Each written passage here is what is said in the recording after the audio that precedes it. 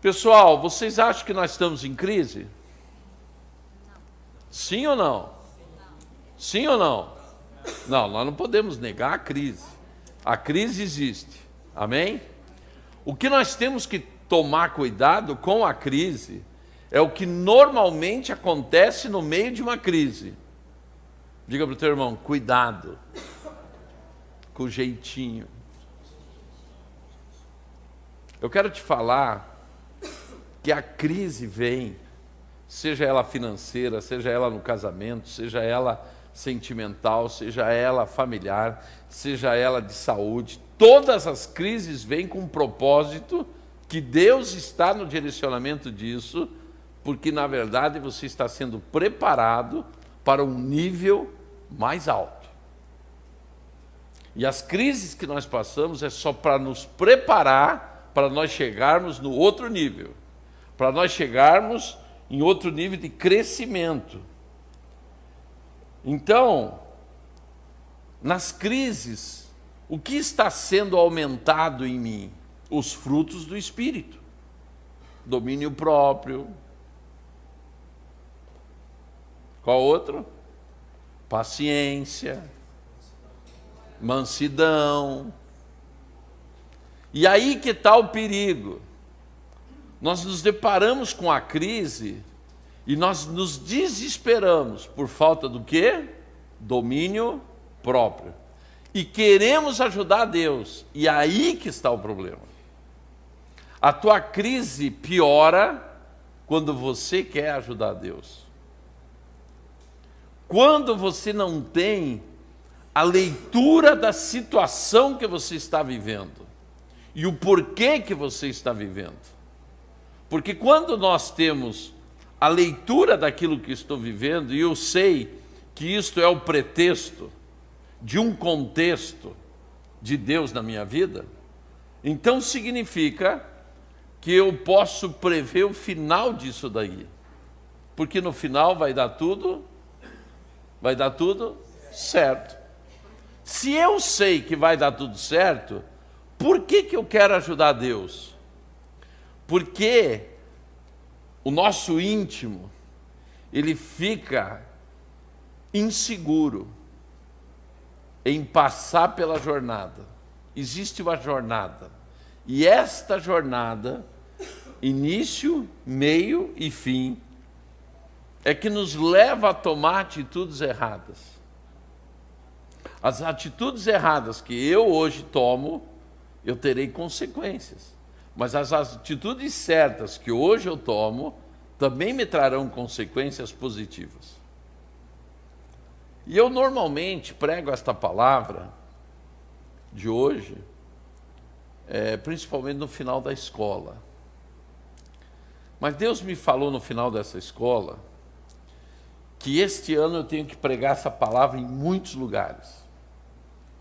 Já me determinou em muitos lugares que eu vou pregar essa palavra durante esse ano.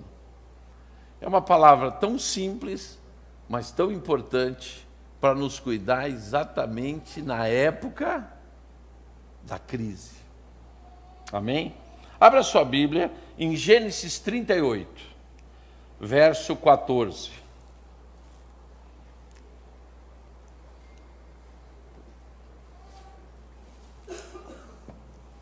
Muitas vezes eu citei fatos desta palavra que vamos ler em outras pregações, mas nunca me dediquei como eu vou me dedicar hoje para falar com você neste texto. Então diz o quê? Então ela tirou de sobre si os vestidos da sua viuvez e cobriu-se com o véu e envolveu-se e assentou-se à entrada das duas fontes que estão no caminho de Tímina, porque via que Selá já era grande e ela não lhe fora dada por mulher. E vendo Judá, teve-a por prostituta, porque ela tinha coberto o seu rosto. E dirigiu-se a ela no caminho e disse: Vem, peço-te, deixa-me possuir-te, porquanto não sabia que era a sua nora. E ela disse: Que darás para que possuas a mim? E ele disse: eu te enviarei um cabrito do rebanho. E ela disse, dar-me-ás penhor até que o envies? Então ele disse, que penhor é que te darei? E ela disse, o teu selo, o teu cordão e o cajado que está em tua mão. O que ele lhe deu e possuiu-a. E ela concebeu dele. E ela se levantou e se foi, e tirou de sobre si o seu véu, e vestiu os vestidos da sua viuvez. Amém? Você lendo esse texto, como você julgaria esta mulher? Se fez prostituta? Ficou grávida, viúva?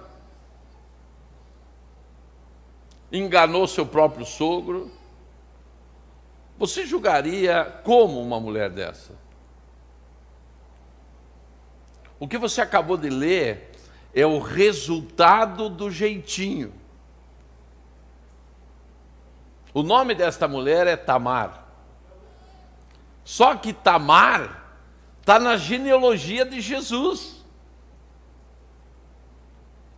Por mais que a gente julgue a atitude de uma pessoa, nós temos que ver que Deus não nos julga por uma atitude. Deus nos julga por uma história. E você tem uma história com Deus que te levará ao teu destino profético, independente do que você fizer certo ou errado.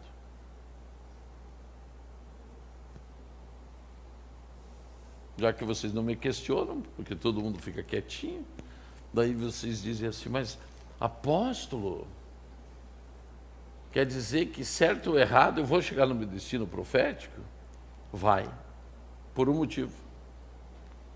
Porque tudo que você fizer certo e errado, Deus que está na eternidade já viu. E por Ele ter visto, Ele sabe qual é o teu destino profético. Quando o teu irmão diz, você não tem como escapar. Tem gente que quer escapar de Deus, não tem como escapar. Se você tem um destino profético, vai se cumprir. E Tamar, apesar de dar um jeitinho,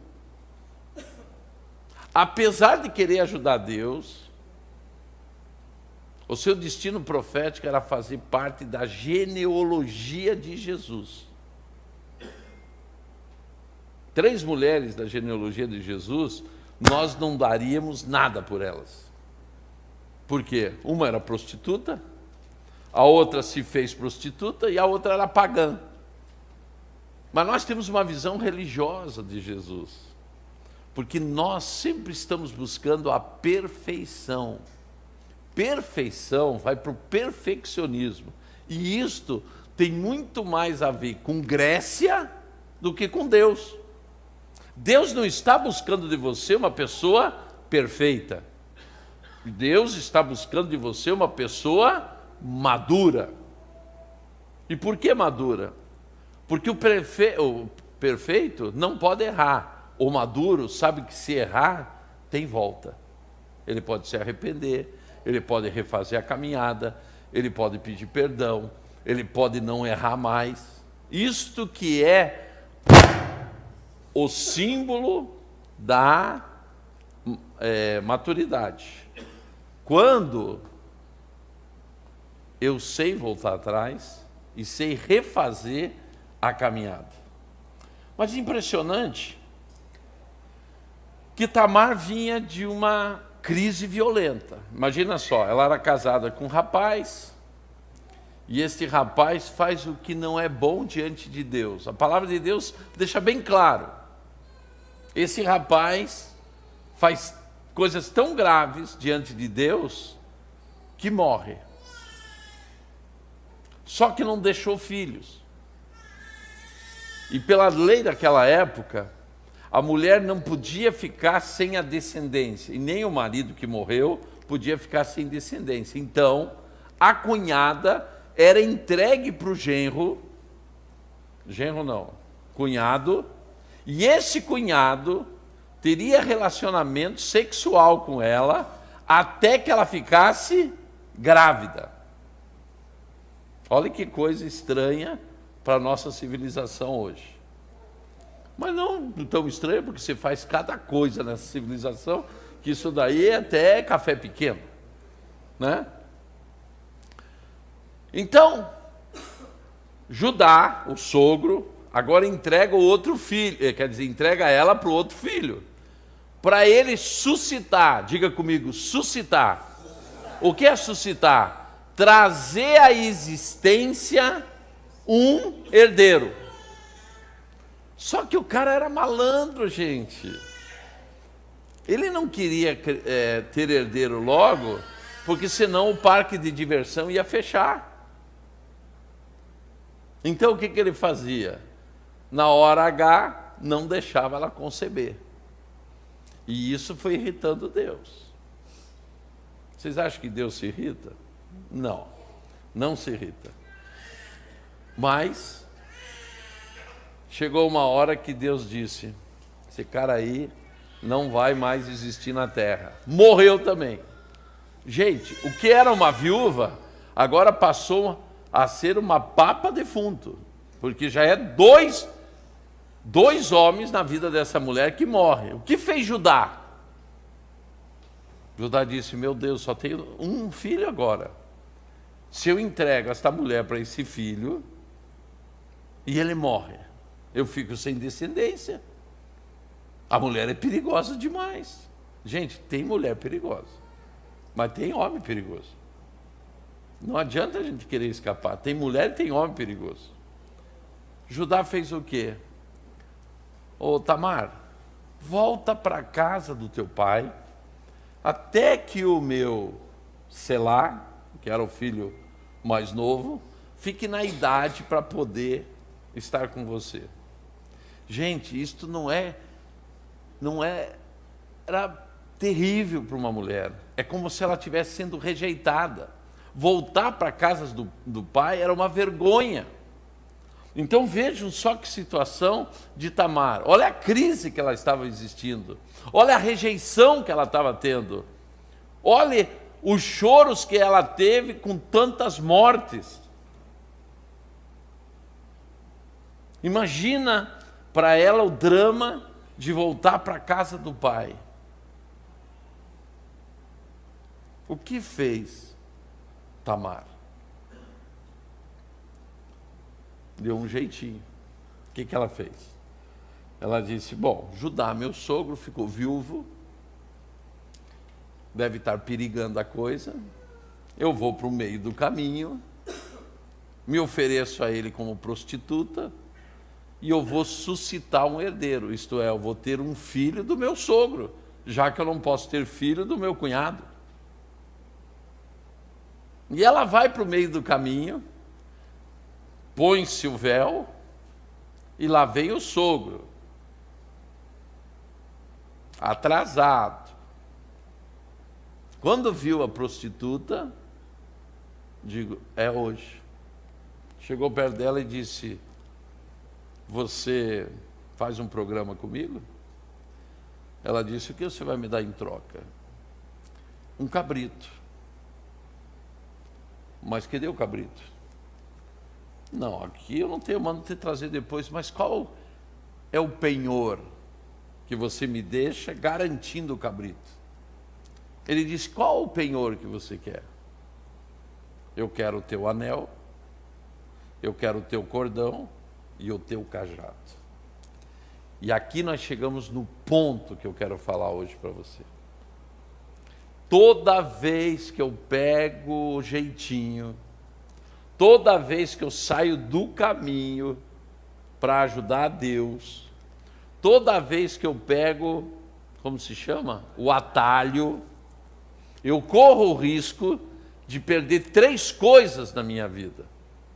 Diga comigo: o anel, o cordão e o cajado. E você deve estar perguntando: o que significa isso? E eu vou te explicar. Mas antes disso, eu quero te falar.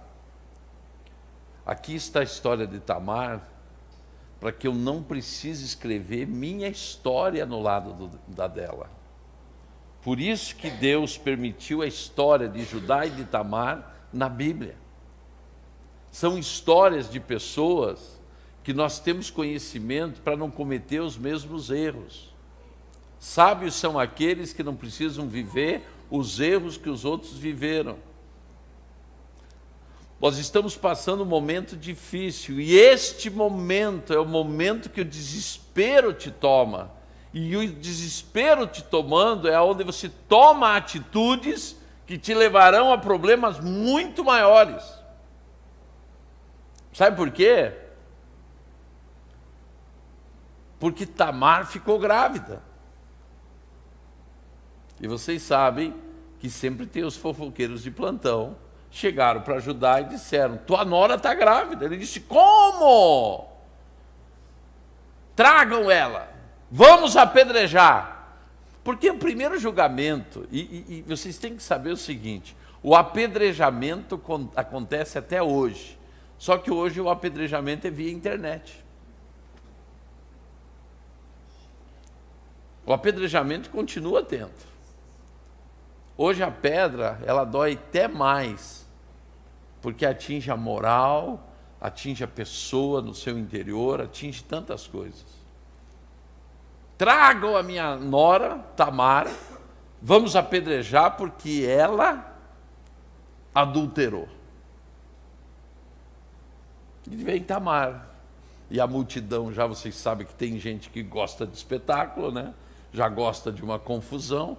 Em vez de pôr água fria, põe água quente para ver se o caldo fica maior. E vem Tamar. Só que Tamar tinha um direito. E é isso que você tem que saber. Nem tudo que se faz escondido permanecerá escondido. Por isso que nós não podemos entrar no atalho. Por isso que nós não podemos deixar o caminho. Mas o caminho é longo, vai pelo caminho. O caminho é seguro. O atalho te traz perigo. No atalho tem salteadores. No atalho tem armadilhas. No atalho você vai cometer erros que não vai ficar secreto. Ficará público. E toda a multidão ali, só que ela tem um direito. Ela tem direito que o homem que se relacionou com ela seja também apedrejado. Porque o erro não é só da mulher. O erro é do homem também. E ela suscita, pede o seu direito e diz: quero revelar o homem que me deixou grávida. E Judá, indignado, diga para o teu irmão: meu irmão, cuidado com as tuas indignações. Porque as tuas próprias indignações podem ser a tua armadilha. Por isso que eu tenho que ser longânimo com os outros. Você lembra o que eu falei? Na crise é o momento que os frutos do teu espírito estarão sendo afiados. Por isso que eu tenho que ser paciente com os outros, longânimo, bondoso, porque senão eu serei julgado na mesma proporção e com os mesmos pesos que eu estou julgando. E quem que é esse homem que vão matar junto? Este homem é o dono deste anel, deste cordão e deste cajado. E agora? De quem é este cajado? De quem é este anel? De quem é este cordão? Tem dono. Judá. E Judá chega a uma conclusão: mais certa está a minha nora do que eu. Por quê? Porque a obrigação dele era dar a nora para o filho. Mas o que ele quis fazer? Ele quis evitar algo. Ele, na verdade, não confiou em Deus. Ele quis passar na frente de Deus. e deu uma solução pessoal, porque ele queria dar, como se chama, suscitar gerações, trazer à existência gerações, ter herdeiros. Mas ele ficou com medo de perder o terceiro filho, e pelo medo ele errou.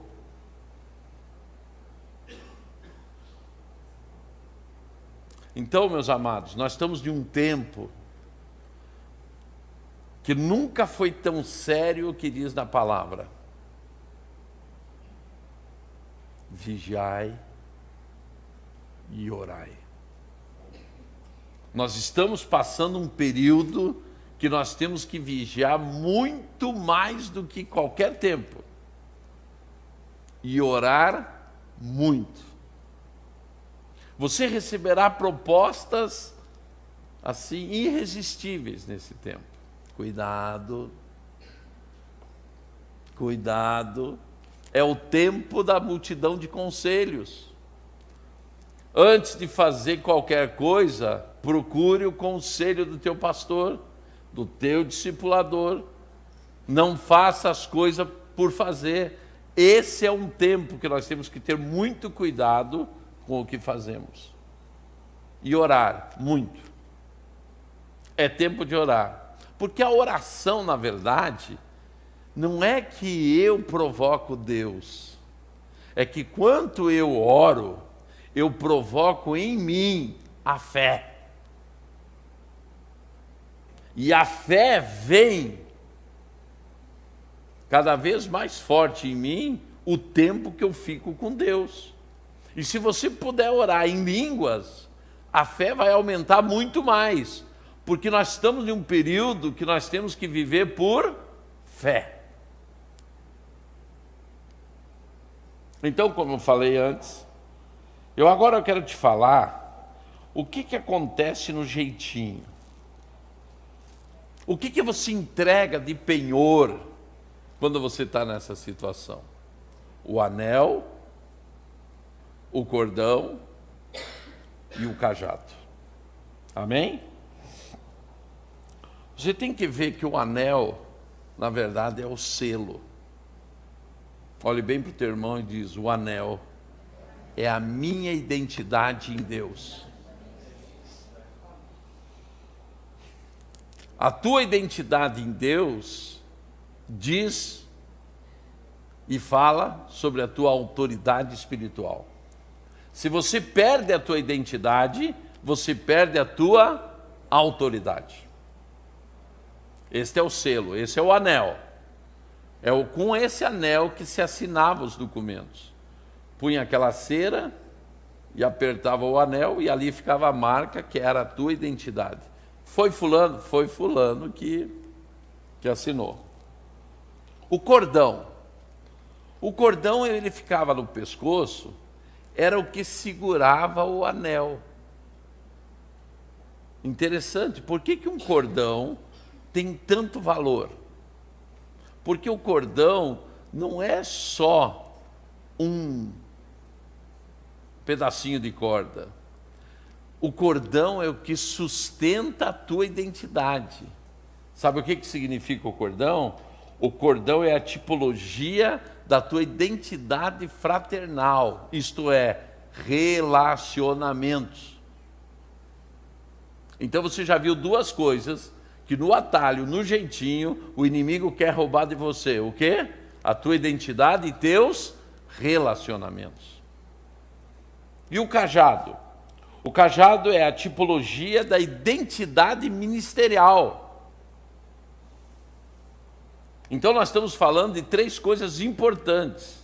Primeiro, estamos falando da identidade espiritual, que é a tua autoridade espiritual. Depois nós estamos falando do quê? Da tua identidade fraternal, que são os relacionamentos. Mas por último, é da tua identidade ministerial, isto é o trabalho, é o serviço que Deus te entregou para você realizar na face da terra. Quando que você vê que o inimigo está sendo vitorioso na tua vida? quando o teu ministério está parado. Quando você chega no final de uma semana, no final de um mês, e olha para trás e pergunta: o que eu fiz para o reino? Pode ligar a sirene, porque se eu nada fiz, é porque está sendo roubado o meu cajado. Então, você tem que entender que nós temos que recuperar as nossas identidades. Tem que ser restaurada essas identidades. Porque o inimigo, nessas crises que nós passamos, e você já passou várias crises, ele sempre tentou roubar essas 3 coisas de você. Então, para recuperar a identidade, o que é necessário? Como que podemos ser restituídos no anel, no cordão e no cajado? Nós só podemos recuperar isso por princípios. Deus funciona nos princípios, nós também vamos funcionar, e não adianta querer escapar. E esses princípios é que fazem a redenção da nossa identidade. Então, o primeiro princípio é o princípio do arrependimento. Mas apóstolo, eu já estou lá, estou tão errado, mas nunca é tarde de se arrepender. Primeira tomada de posição: se arrependa. Não deixe o orgulho te tomar. Porque o que não deixa você se arrepender? O orgulho. O que vão dizer de mim? Orgulho. Segundo princípio é o princípio do quebrantamento. Se você não se quebrar, ou se quebrantar, reconhecer o teu erro, dar meia volta e tomar outros posicionamentos, você não vai vencer o quê? O orgulho. Terceiro princípio é o princípio da restituição. Esse é um princípio que a gente quer passar sempre de longe. Sabe por quê?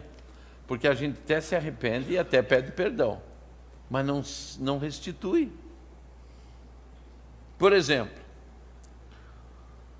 vamos dizer que o louvor está marcado para vir ensaiar às 17 horas. Mas daí, alguns do louvor chegam às 17h15.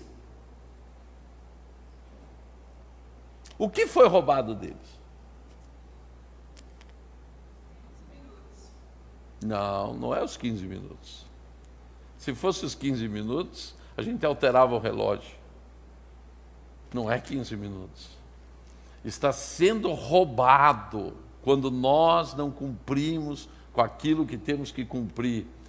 Quando nós não fazemos o que tem que ser feito, quando nós escolhemos os atalhos, porque o atraso é um atalho, gente, é uma falta de compromisso. Na verdade, nós estamos sendo roubados em nossa identidade espiritual, em nossa identidade de relacionamentos e na nossa identidade ministerial. Sabe por quê? Porque os que chegaram do horário estão perdendo 15 minutos da sua vida te esperando. Só que você já foi roubado em 3 itens importantíssimos da tua vida. Não adianta você dizer: não, mas isso não tem nada a ver, eu cheguei atrasado, mas depois a gente começa. Não, gente. Você tomou o caminho fácil da falta de compromisso. Porque o caminho difícil é ter compromisso com os horários. O caminho difícil é ter compromisso com a palavra dada. Gente, eu dei uma palavra para uma pessoa caríssima. Falei para essa pessoa assim: eu vou te mandar para Israel.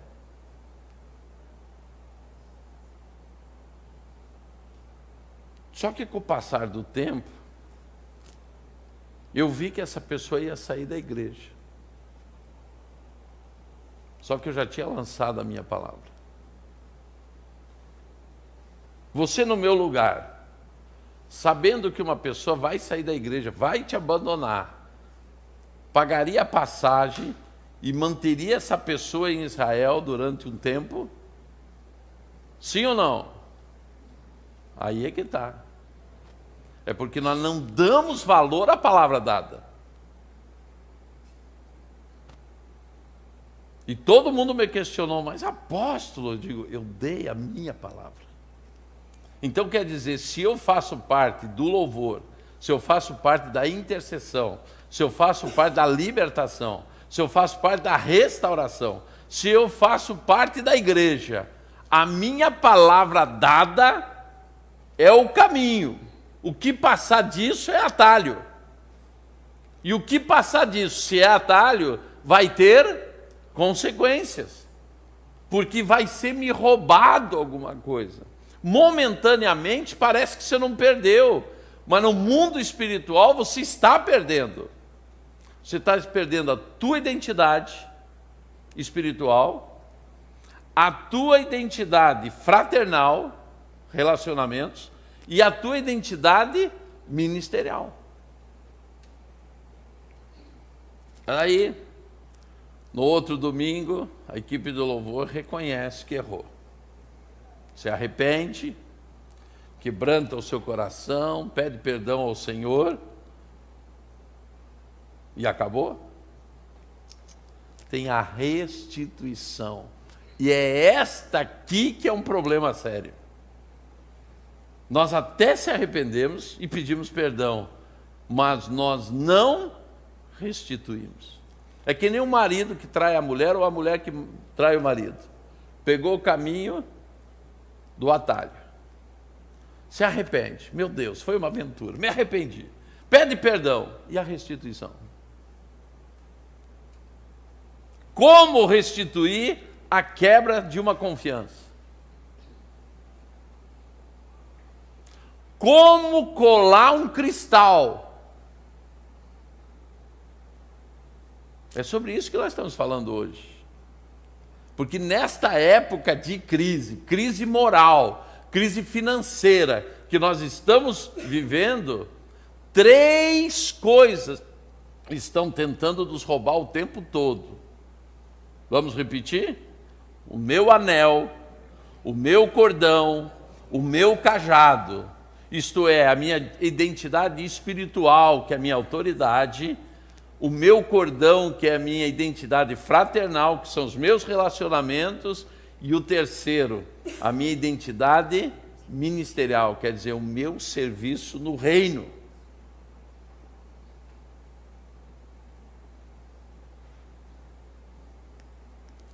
Três princípios que você restaura isso: arrependimento, quebrantamento e restituição.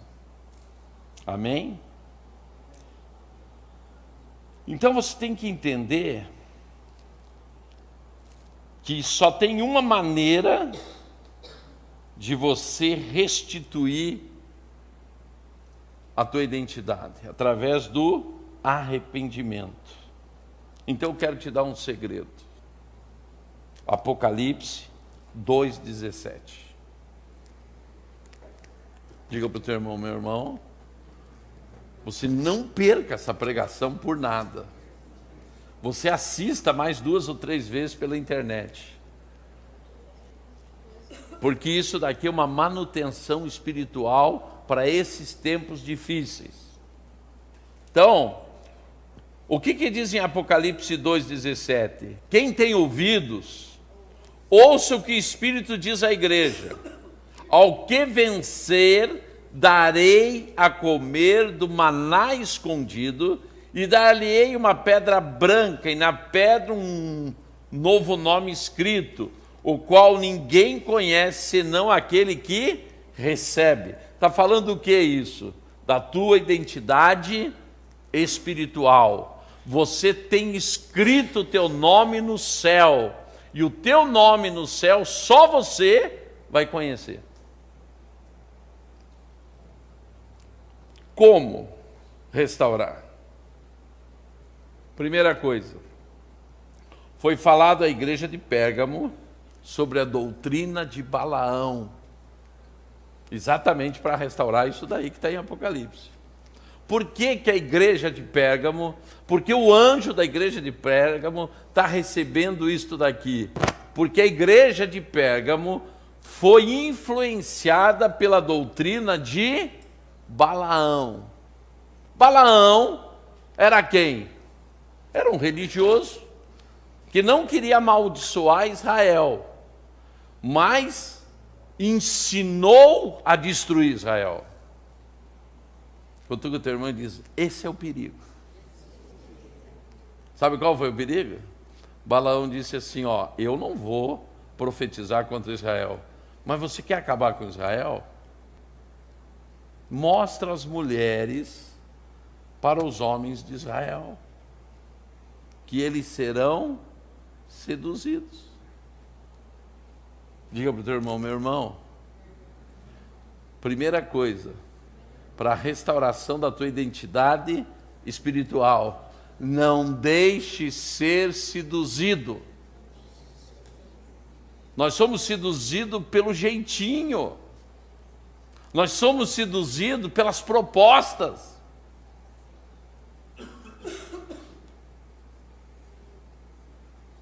Esse é o perigo. Por que Pérgamo está falando disso daqui? Porque ela deixou-se influenciar pela depravação.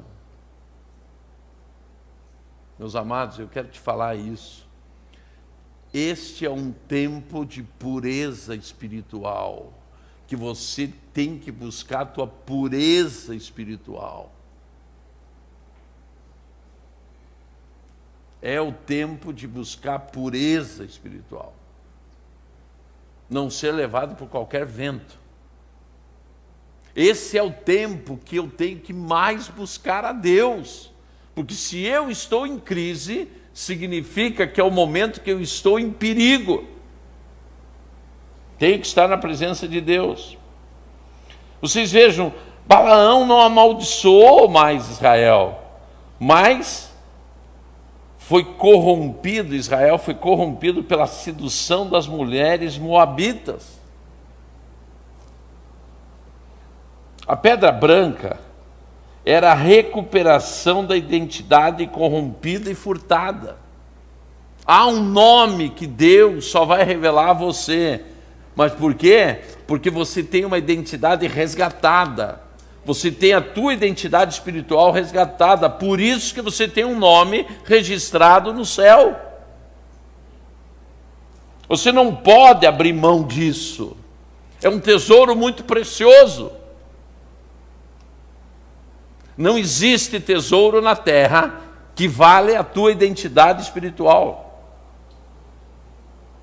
A pedra branca traz 3 significados básicos para você. Presta bem atenção.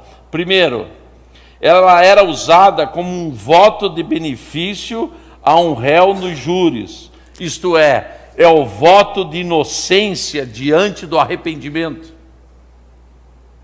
Então, quando Deus está falando da pedra branca, do teu nome registrado, Ele está dizendo que você tem um voto de inocência. Diante de Deus você será inocente. Por quê? Porque se arrependeu. Segundo, na antiguidade, era usado como documento de um escravo liberto.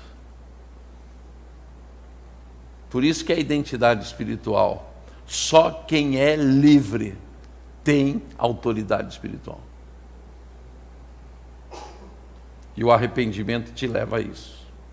Terceiro, um novo nome é uma revelação pessoal, como Deus nos conhece. Não importa o que você fez, o importante é que a tua identidade seja restaurada para que você tenha um novo nome. Amém? O principal de tudo é que através do arrependimento nós novamente recuperamos a identidade de filhos de Deus. O anel se recupera com o princípio, arrependimento. O que isso nos devolve? A nossa identidade espiritual. Quando o teu irmão diz, você pensa que acabou? Não. Tem o princípio do quebrantamento, que você recupera o quê? Os teus relacionamentos. E o primeiro relacionamento é com Deus. Pode ver em Provérbios 6:20. Filho meu, guarda o mandamento do teu pai e não deixes a lei da tua mãe. Ata-os perpetuamente no teu coração, pendura-os aos teus pescoço. Quando caminhares, te guiará. Quando te deitares, te guardará. Quando acordares, falará contigo. Porque o mandamento é lâmpada e a lei é luz. E as repreensões da correção são o caminho da vida, para te guardarem da mulher vil e das lisonjas da estranha. Então, Provérbios 6:20, ele vem falar do quê? Não esqueça o que o teu pai te fala e não esqueça o que a tua mãe te fala. Porque relacionamento, qual é o primeiro relacionamento que nós temos na vida? Pai e mãe. Indo para a parte espiritual, qual o relacionamento espiritual que temos? Com Deus. Então, quais os relacionamentos que nós vamos perdendo? Exatamente isto. O que nos resgata esses relacionamentos? Quebrantamento. Porque quebrantamento é quando nós conseguimos dizer, eu estava errado. Se você não quer ser roubado nos teus relacionamentos, você tem que saber se quebrantar, dizer, eu estava errado. Por que não admitimos que estamos errados? Orgulho. Rimon Baal, o Deus do orgulho, está dominando a minha vida. Não tem problema nenhum você estar errado. O problema é você não reconhecer que pode errar. Então, veja bem o que diz aqui, deve ser amarrado, pendurado em nosso pescoço. Ele se constitui assim em um cordão de 3 dobras. Quem quer saber as 3 dobras, o que significa? 3 dobras são 3 cordas. Primeira corda, primeira dobra. Submissão às autoridades. Só tem uma maneira de restaurar os relacionamentos. Primeiro, submissão à autoridade.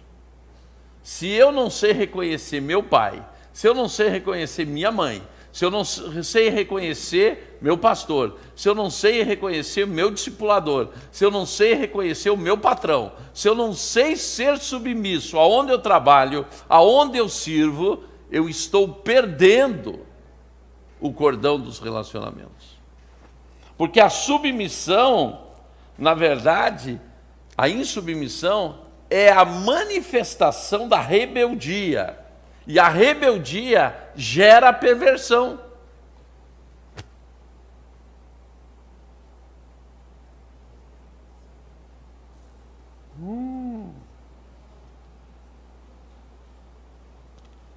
A perversão da lei, principalmente. Porque isso me leva ao quê? Ao legalismo, ao autoritarismo, à hipocrisia, o perfeccionismo, a possessividade, a manipulação. são coisas que são nocivas aos relacionamentos. Segunda dobra, relacionamento com os pais. O tipo de relacionamento que temos com nossos pais vai influenciar os demais relacionamentos. Você pode correr para onde você quiser.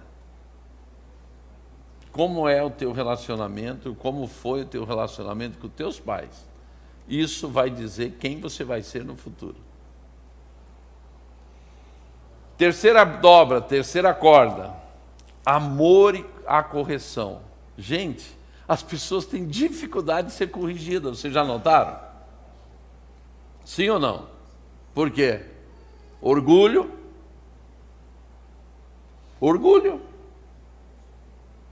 A correção, na verdade, é a demonstração de amor. Quando a pessoa não te corrige, é porque ela não te ama. Por que um filho, o pai corrige?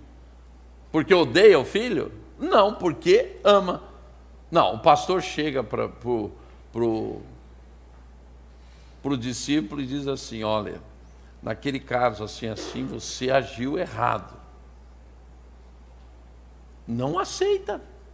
Quer dizer, o pastor não está amando aquela ovelha? Por amar, é porque ele se preocupa, por isso que está corrigindo.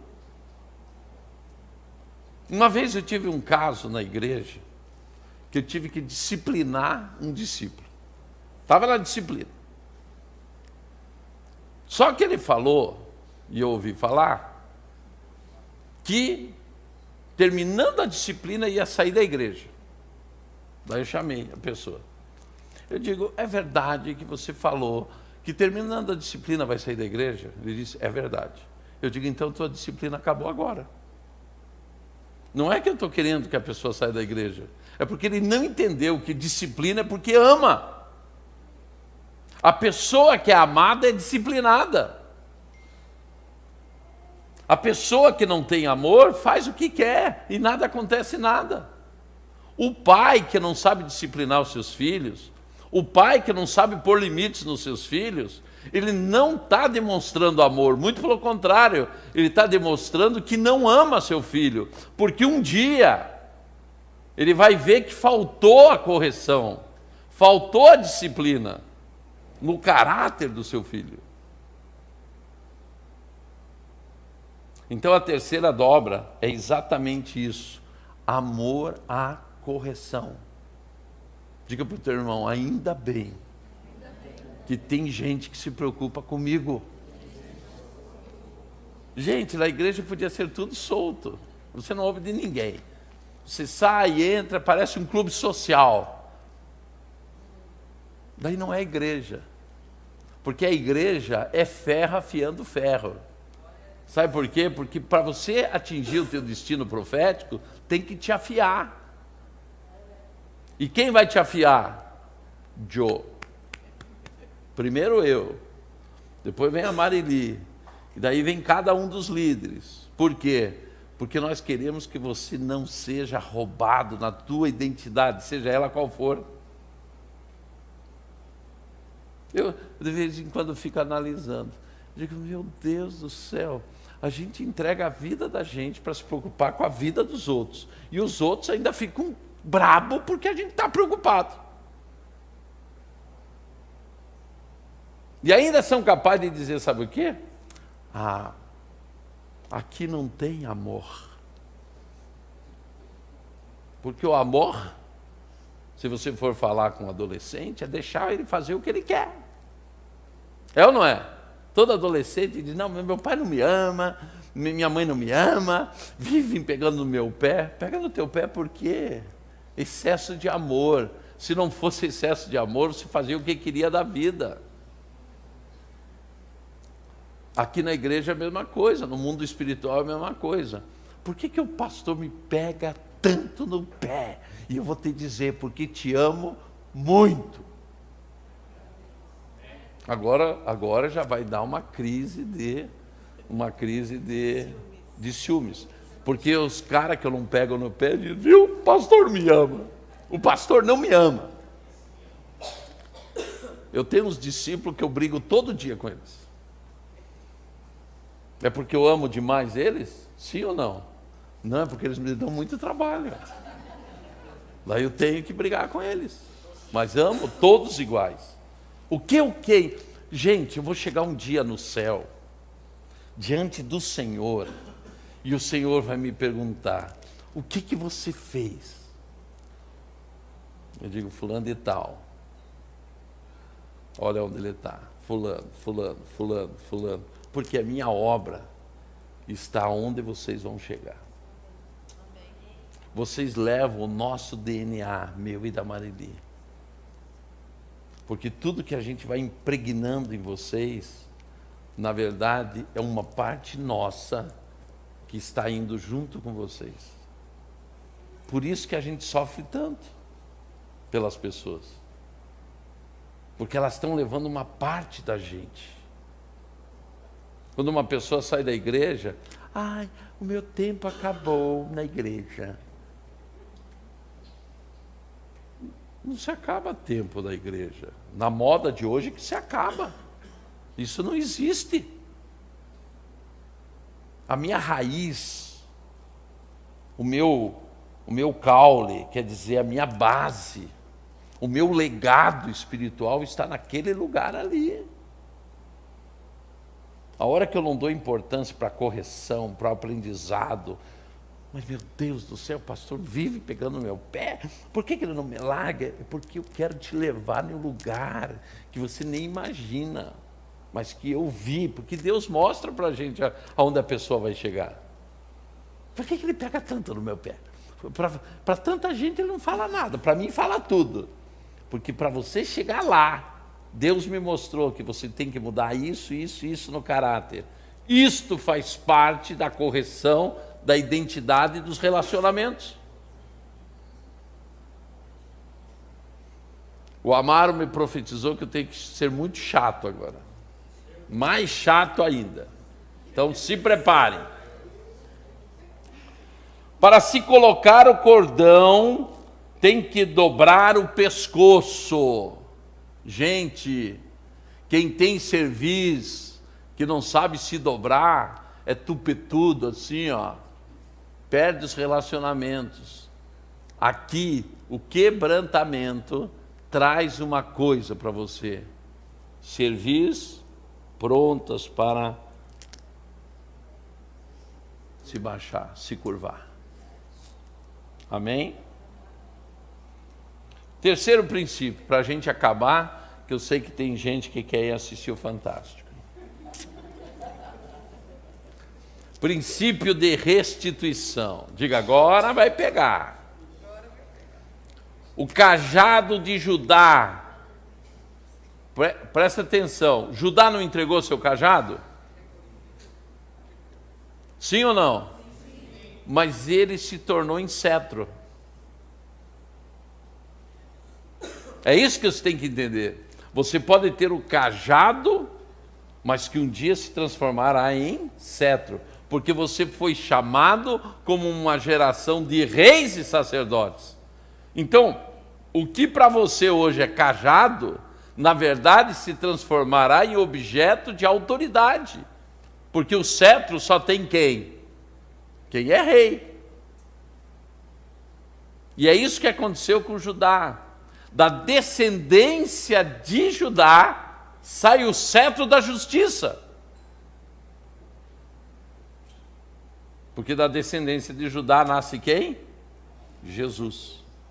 O leão da tribo de Judá. Gênesis 49, 10 diz assim: o voltar atrás, ainda não estou lendo, o voltar atrás, na verdade, é o que? É você restituir, é o princípio da restituição. O cetro não se arredará de Judá, nem o legislador dentre seus pés, até que venha Siló, e a ele se congregarão os povos. Então, o que acontece aqui? Por mais que queiram roubar o teu cajado, Deus quer transformar o teu cajado em um cetro. Por isso que tudo isso está ligado à tua identidade espiritual. Porque a tua identidade espiritual é ser rei e sacerdote. Diga para o teu irmão assim: meu irmão, essa pregação é feijoada. Por isso que está gravado na internet para você assistir 2, 3 vezes, identificar o que você tem que mudar para você não perder a tua identidade. Amém? Vocês têm que sentir uma coisa diante disso que nós lemos. Israel só começou a multiplicar depois que houve o quê? O princípio do arrependimento, o princípio de quebrantamento, o princípio da restituição. No Egito, entre a família, foi reparada e restituído o passado. O tempo, ele não restaura os pecados, mas o sangue de Jesus restaura. Então o que nós estamos precisando? Um banho de sangue. Para restaurar o nosso passado. E daqui para frente? Daqui para frente eu conheci aqui o princípio. Eu não posso abrir mão das minhas identidades espiritual, fraternal e ministerial. Amém? Meus amados, diante desta palavra, eu quero te convidar naquilo que Deus falou com você, o que tem que ser restaurado urgente. O teu anel, o teu cordão, o teu cajado. Se você está precisando de restauração, nenhuma dessas 3 identidades, espiritual, fraternal e ministerial, eu quero te convidar agora. Só existe uma maneira de restaurá-las: arrependimento, quebrantamento e restituição. Então, aqui você pode fazer 2 coisas: se arrepender e se quebrantar. Se você acha que uma dessas áreas está precisando ser restaurada, eu quero te convidar, saia do teu lugar, venha aqui na frente como um ato profético de restauração na tua vida, para que hoje você seja restaurado naquele que é o chamado teu para este tempo. Uma geração de reis e sacerdotes. Vamos ficar todos de pé. Quem sentir essa necessidade de restauração, saia do teu lugar e venha aqui à frente.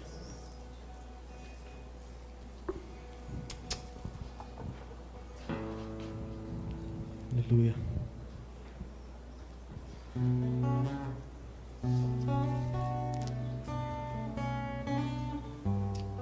Pode vir.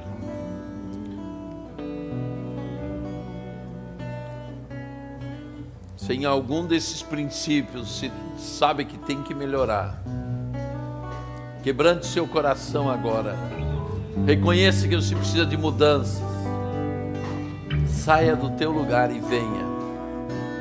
Venha firme, para que seja restaurado em você a tua identidade, tua autoridade espiritual, teus relacionamentos e principalmente a tua identidade ministerial. Deus te guiastis, lomiandahan te guiastis. A palavra de Deus diz que tudo é restaurado quando há um quebrantamento do coração do pai para com o filho e do filho para com o pai. É isso que está acontecendo nesta noite. O teu reconhecimento diante de Deus que tem que haver uma restituição, mas mais do que isso, uma restauração da tua identidade.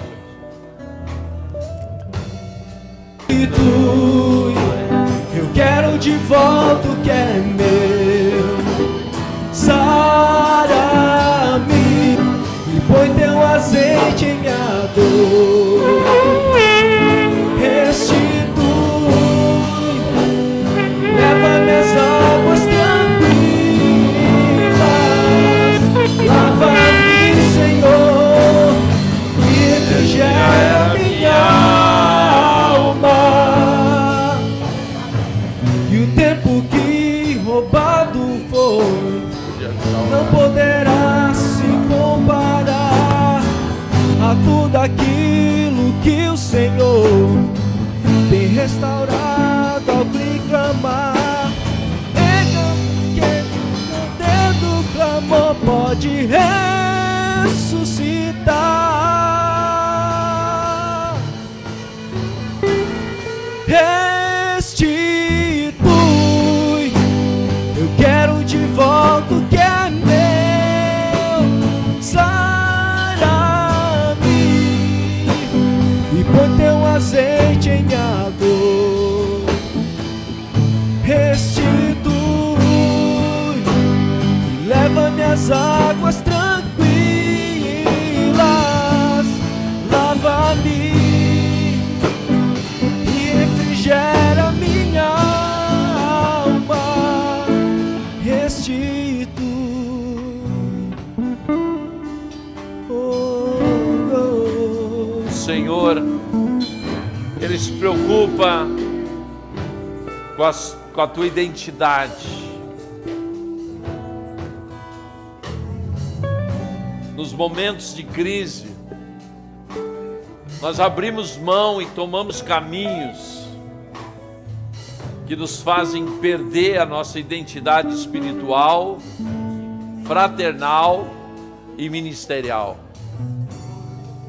Por isso, aproveite nesta noite, reconheça o teu afastamento dos caminhos que te levam ao teu destino profético, porque hoje o arrependimento, hoje o quebrantamento, hoje a restituição são os princípios que você precisa para não perder aquilo que Deus já te deu, que é a autoridade espiritual.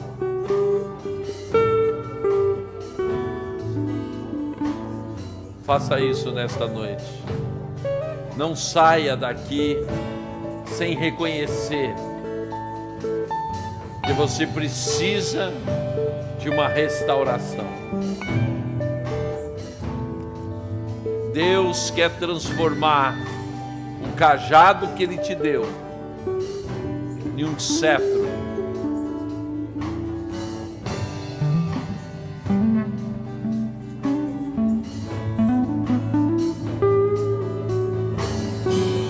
Já se prepare para o momento que nós vamos viver daqui a pouco, que é a ceia. Se ponha diante de Deus e veja aquilo que você tem, de alguma maneira, deixado a desejar diante de Deus. Se arrependa. Será um momento tão importante, é um momento de restauração completa. Quando eu reconheço que pelo sangue de Jesus eu fui salvo.